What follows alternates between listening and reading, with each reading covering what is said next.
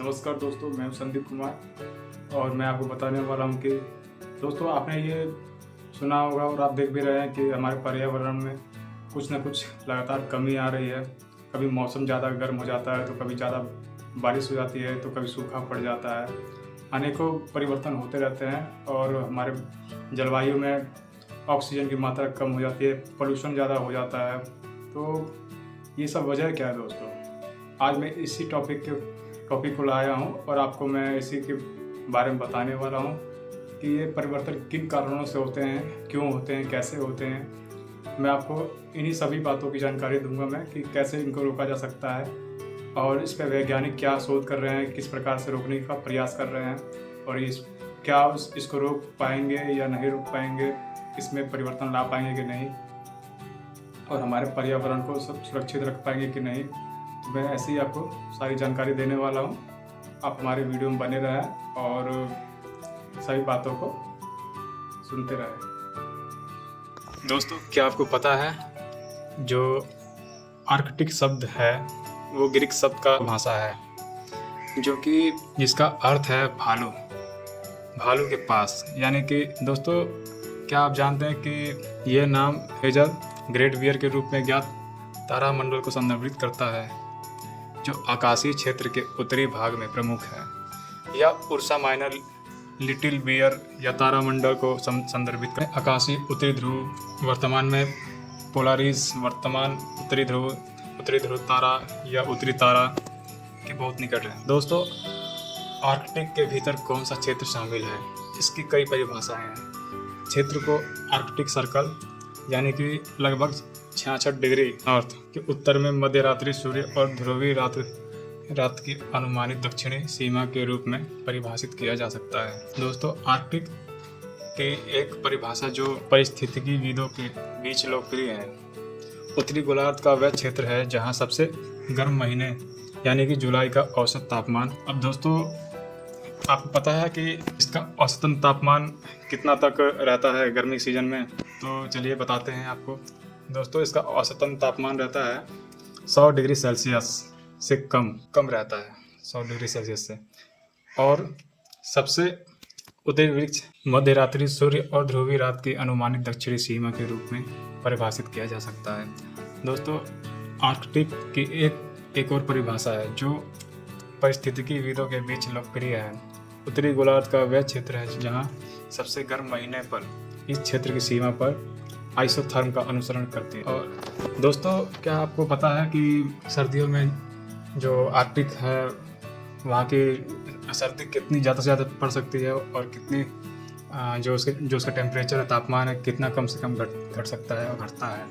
तो इसके बारे में हम बात करेंगे और आपको बताएंगे, तो वीडियो में बने रहें। दोस्तों, आर्कटिक क्षेत्र की जलवायु ठंडी सर्दियों और ठंडी ग्रीष्म ऋतु की विशेषता है जो वर्षा ज़्यादातर बर्फ के रूप में होती है और कम होती है। अधिकांश क्षेत्र में 50 सेमी यानी कि 20 इंच से कम वर्षा होती है। तेज हवाएं अक्सर बर्फ को हिला देती है जिससे लगातार बर्फबारी का भ्रम पैदा होता है। औसत सर्दियों का तापमान दोस्तों, यहाँ पर देखिए कि आप औसत तापमान कितना है, -40 डिग्री सेल्सियस तक कम हो सकता है। और सबसे कम दर्ज तापमान लगभग यहाँ पे दर्ज किया गया है -68 डिग्री सेल्सियस। इतना तक तापमान गिर जाता है दोस्तों वहाँ पे, ज़्यादा से ज़्यादा गिर। तो ये भी एक हैरानी वाली आश्चर्यजनक बात है कि वहाँ का ठंड जो है, तापमान इतना तक गिर जाता है, इतनी तक बढ़ जाती है ठंड। लोगों का जीवन जीना वहाँ पे असंभव के समान हो जाता है। बहुत कठिनाइयों से गुजरना पड़ता है जो वहाँ के लोग हैं, निवासी। तो दोस्तों, आर्कटिक जलवायु समुद्री प्रभावों से नियंत्रित होती है जिसमें आमतौर पर ठंडे और शुष्क आंतरिक क्षेत्रों की तुलना में अधिक गर्म तापमान और भारी बर्फबारी होती है। आर्कटिक वर्तमान ग्लोबल वार्मिंग से प्रभावित है जिससे आर्कटिक में जलवायु परिवर्तन हो रहा है। दोस्तों, ग्रह के संपाती क्षेत्रों के ध्रुव की ओर प्रवास यानी कि पिछले 30 वर्षों के दौरान वैश्विक वार्मिंग के परिणाम स्वरूप प्रति दशक लगभग 56 किलोमीटर यानी कि 35 मील के कारण आर्कटिक क्षेत्र, जैसा कि वृक्ष रेखा और तापमान द्वारा परिभाषित किया गया है, वर्तमान में सिकुड़ रहा है। शायद इसका सबसे भयावह परिणाम आर्कटिक समुद्री बर्फ का सिकुड़ना है। दोस्तों, आर्कटिक समुद्री बर्फ के नुकसान की भविष्यवाणियों में बहुत बड़ा अंतर है, जिसमें मॉडल सितंबर 2035 से लेकर 2067 के आसपास के समय में लगभग पूर्ण नुकसान दिख रहा है। दोस्तों, ये फ्यूचर में मतलब जैसे कि आपको मैंने बताया कि 2035 से लेकर 2067 के आसपास जो वहाँ की बर्फ़ है पिघलने का पूरा संभावना है। बर्फ़ पिघल सकती है और जो बर्फीला जगह है वो बर्फीला नहीं रह जाएगा। वो स्थान बर्फ़ से रिक्त हो जाएगा, वो सब पानी हो जाएगा, वो समुद्र में विलीन हो जाएगा। वैज्ञानिकों का आंकड़ा है ये। तो ऐसे ही मैं आपको एक बात बताने जा रहा हूँ कि जो वैज्ञानिक है इसको बचाने के लिए क्या क्या प्रयास कर रहे हैं, किस प्रकार से बचाया जा सके, ये आपस में सुझाव कर रहे हैं और अपनी टेक्नोलॉजी के अनुसार इसमें नियंत्रण, इस पर काबू पाने के लिए, इसको रोकने के लिए निरंतर प्रयास किए जा रहे हैं और लगे हैं और एक नई योजनाएं बनाए जा रहे हैं। तो मैं आपको उन योजनाओं के बारे में बताने जा रहा हूँ कि वह कौन सी योजनाएं बना रहे हैं। तो आप इस वीडियो में बने रहें, मैं आपको पूरी बातें बताऊँगा और समझाऊँगा। और दोस्तों, इसका क्या प्रभाव पड़ता है हमारे ग्लोबल वार्मिंग पे, हमारे पर्यावरण पे क्या असर पड़ेगा इसका, मैं ये सभी बातें आपको बताऊंगा अपनी वीडियो में। आप कृपया वीडियो में बने रहें, मेरे वीडियो को अंत तक देखें। तो चलिए आगे बढ़ते हैं दोस्तों, टॉपिक के बारे में बात करते हैं। चलिए दोस्तों, शोधकर्ता आर्कटिक सागर को फिर से जमा देने की विधि विकसित करके आर्कटिक पर जलवायु परिवर्तन के प्रभावों को संबोधित करने के लिए एक अभिनव विचार पर काम कर रहे हैं। शुरुआती परीक्षणों से उम्मीद जगी है कि यह सुझाव देते हुए कि यह विधि पहले से जमे हुए क्षेत्रों में समुद्री जल को पंप करके समुद्री बर्फ को और अधिक मोटा बनाने में मदद कर सकती है। दोस्तों, जो शोधकर्ता हैं वो अपने यंत्र से, यानी कि मशीनों से और अपने दिमाग से कुछ ऐसा करना चाह रहे हैं कि वो जो बर्फ है टिक सके, वो पिघले ना। अपने वातावरण की मतलब जलवायु को मेंटेन करने के लिए वो एक नया प्रयास किए जा रहे हैं, लगे हैं और इससे जो नुकसान होने वाला है पर्यावरण को, वो नुकसान होने से रोकने की कोशिश कर रहे हैं। तो चलिए आगे बढ़ते हैं। दोस्तों, क्या आप पता है कि इससे वर्तमान जलवायु को क्या खतरा हो सकता है? अगर ऐसा होता है कि बर्फ़ पिघल जाए तो आपका अनुमान है कि क्या हो सकता है? चलिए मैं आपको ये बता देता हूँ। आर्कटिक तेज़ी से गर्म हो रहा है दोस्तों, और अगर यह जारी रहा तो 2030 के दशक तक गर्मियों में यह बर्फ रहित हो सकता है।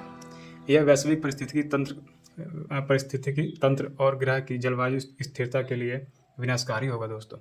पिछले कुछ दशकों में आर्कटिक में लगभग 13% समुद्री बर्फ हर 10 साल में गायब हो गई है। सोचिए दोस्तों कि हर 10 साल में 13% बर्फ जो है गायब हो जा रही है, यानी पिघल जा रही है। प्रस्तावित समाधान क्या है दोस्तों? चलिए ये भी बता देते हैं आपको। वैज्ञानिक एक सरल विधि का परीक्षण कर रहे हैं। पतली बर्फ के क्षेत्रों पर समुद्री जल फैलाने के लिए पंप का उपयोग करना, जैसे कि फिर पानी ठंड के महीनों में जम जाता है, जिससे बर्फ की एक मोटी परत बन जाती है। विचार यह है कि ये मोटी बर्फ गर्म मौसम के दौरान लंबे समय तक टिकेगी और आर्कटिक बर्फ के समग्र नुकसान को धीमा करने में मदद करेगी। दोस्तों, अब हम आपको बताने वाले हैं कि ये कैसे काम करता है। इंजीनियर उन क्षेत्रों की पहचान करते हैं जहाँ पे बर्फ पतली है और वो बर्फ में एक छेद बनाते हैं और उसमें समुद्री पानी पंप करते हैं। यहाँ ये पानी सतह पर फैलता है और प्राकृतिक रूप से जमने की तुलना में तेज़ी से जमता है। इससे एक मजबूत मोटी परत बनती है। इस पद्धति के शुरुआती परीक्षणों ने कुछ सफलता दिखाई है, खासकर छोटे पैमाने पर। पिछले परीक्षण और नवाचार में क्या है दोस्तों, तो कुछ प्रयोगों में पंपों को चलाने के लिए हाइड्रोजन को अक्षय ऊर्जा स्रोत के रूप में इस्तेमाल किया गया और ये प्रक्रिया को और अधिक पर्यावरण के अनुकूल बनाने की दिशा में एक महत्वपूर्ण कदम है, क्योंकि यह जीवाश्म ईंधन पर निर्भरता से बचता है। क्या इससे कोई जोखिम या चिंता है? दोस्तों, आप बताएं कि इसमें क्या जोखिम या चिंता वाली बात है? तो जो दोस्तों मेरा मानना है कि चिंता वाली बात तो है ही, क्योंकि हमारा जो पर्यावरण है, ये जो बर्फ़ है और भी पेड़ पौधे हैं, ये सभी चीज़ें बैलेंस करता है हमारे पर्यावरण को। ये अपना सहयोग देता है, जो हमारा पर्यावरण वातावरण है जो सुरक्षित रहता है और अपने ढंग से नियमित रूप से काम करता है। तो हम आपको आगे बताते हैं कि आगे क्या प्रोसेस है इसका।